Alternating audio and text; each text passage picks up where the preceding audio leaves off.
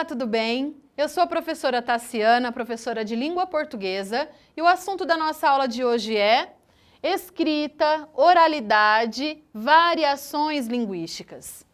A língua, ela é um organismo vivo, mutável, ela se modifica a todo momento, ela se transforma a todo momento. E é justamente por esse motivo que a gente percebe, por exemplo, quando vamos viajar para um outro estado, que as pessoas elas acabam falando de uma maneira diferente da nossa. Da mesma forma que quando conversamos com alguém mais velho, essa pessoa ela também fala de uma maneira diferente da nossa. Então a língua, ela se refaz, ela se modifica e ela se adequa ao contexto de sua produção. E esse processo, ele é contínuo, ele nunca acaba. Isso é o que chamamos variedade linguística ou variações linguísticas. É esse processo que tem esse nome. Nós temos as variedades regionais, tão ricas e tão simbólicas. O sotaque, os dizeres, as construções sintáticas típicas de determinada região conferem maior credibilidade histórica, credibilidade social a um povo. Elas são totalmente identitárias, elas fazem parte da identidade de um povo. Quando ouvimos um discurso, por exemplo, com um tchê, fica muito claro que esse discurso é de alguém que mora ali no Rio Grande do Sul. Da mesma forma que quando ouvimos um oxe, tão gostoso de ouvir, percebemos que o falante, ele nasceu ou ele mora no Nordeste e ele possui essa construção tão rica que chega até a gente de maneira tão bacana. Outro exemplo de variação regional, pessoal, é com relação ao nosso pãozinho francês, que a gente gosta de comer ali no café da manhã. Pão francês para mim, que nasci aqui no estado de São Paulo. Porém, as pessoas que moram no estado do Rio de Janeiro utilizam a nominalização de pão de sal. E, incrivelmente, a galera do Rio Grande do Sul chama o nosso pãozinho francês de cacetinho. Olha só, pessoal. Então, dependendo da região em que se mora, o nosso país é um país extenso, um país multicultural. É claro que a língua ela vai se adequar ao contexto geográfico, que é tão imenso, tão diverso, tão cultural. A variedade regional ela também é chamada de variedade geográfica. Temos aqui as variações estilísticas, que se referem ao estilo da linguagem utilizada de acordo com um contexto específico. Quando eu vou me dirigir a alguém para dar os parabéns, por exemplo, eu utilizo algumas palavras referentes a esse contexto de alegria. Na verdade, não são só as palavras utilizadas nesse contexto, e sim a entonação, a minha gesticulação. Tudo isso interfere aí, nesse caso, na variação estilística.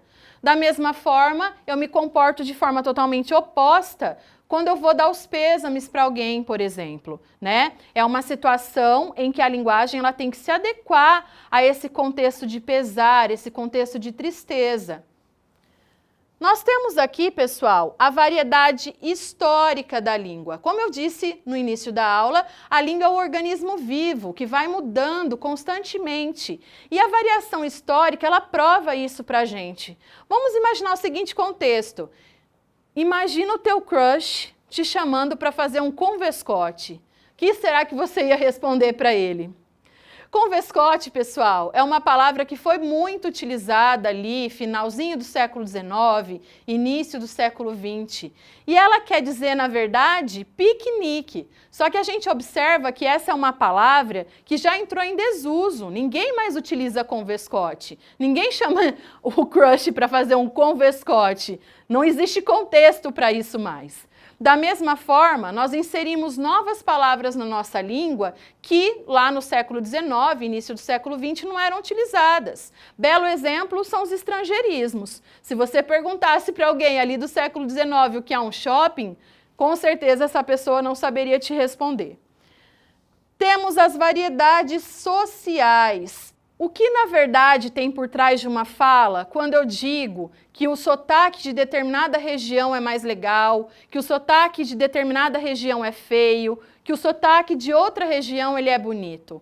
Se nós fizermos uma reflexão mais profunda do nosso comportamento, da nossa criticidade, da nossa capacidade de enxergar o outro, nós vamos perceber claramente que esse preconceito, esse achar bonito, esse achar feio, esse achar legal ou achar chato, está intrinsecamente ligado aí a um preconceito social com relação ao povo habitante dessas regiões. Quando ironizamos a maneira como o outro fala, como o outro se dirige, como o outro se coloca, na verdade estamos ironizando a nossa incapacidade de olhar para o outro de uma forma mais humana.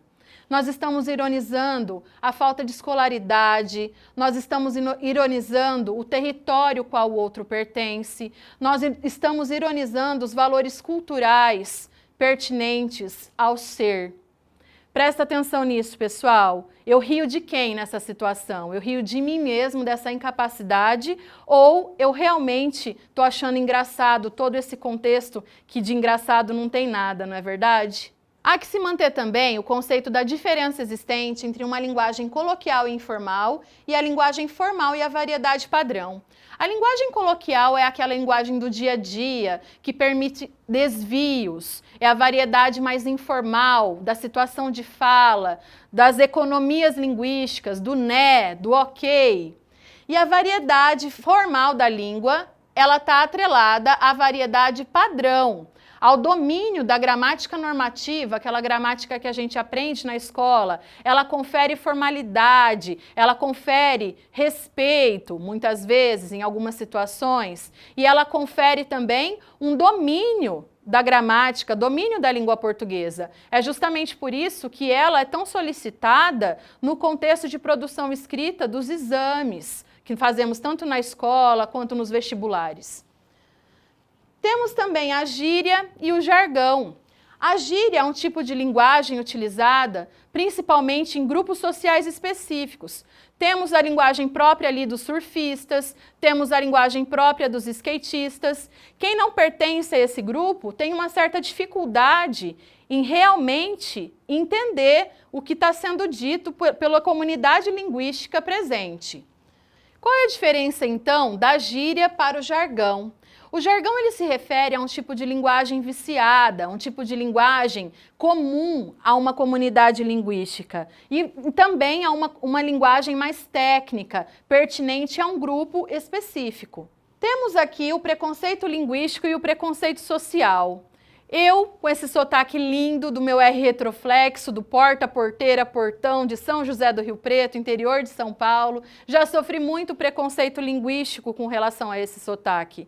Não nos esqueçamos, pessoal, do que foi dito ali com relação à variedade regional.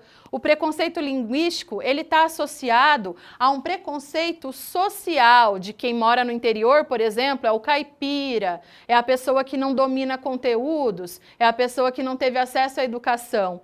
E, na verdade, ele é a marca da minha pessoa, ele é a marca da minha região. Esse meu jeito de falar é meu pertencimento à minha cidade natal, à minha cultura, ao meu contexto social e regional.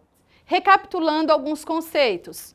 Escrita, oralidade, variações linguísticas, vimos todos os contextos de variações regional, estilística, variação histórica, vimos o contexto de uso, da gíria, do jargão, fizemos uma reflexão muito bacana com relação ao preconceito linguístico, ao preconceito social, e é isso aí. Foi um prazer estar aqui com vocês, compartilhar um pouquinho da minha história. Muito obrigada, valeu pessoal, até a próxima!